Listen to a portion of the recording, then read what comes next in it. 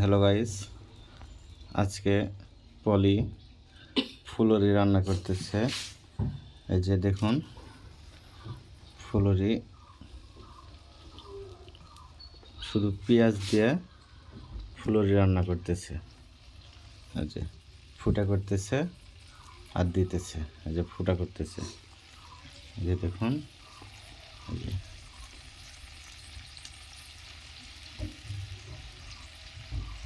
পেঁয়াজ আর ফুলরি, শুধু পেঁয়াজ আর ফুলরি দিয়ে আজকে রান্না হচ্ছে। এই যে ফুটা ফুটা করে দিচ্ছে, নাহলে ঝোলগুলো ফুলরির ভিতরে ঢুকবে না, এর জন্য ফুটা করে দিচ্ছে ফুলরিগুলো।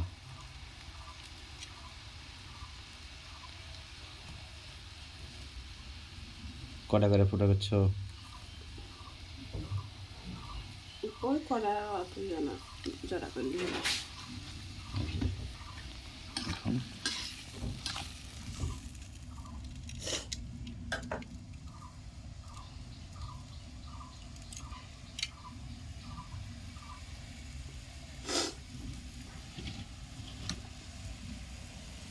গরম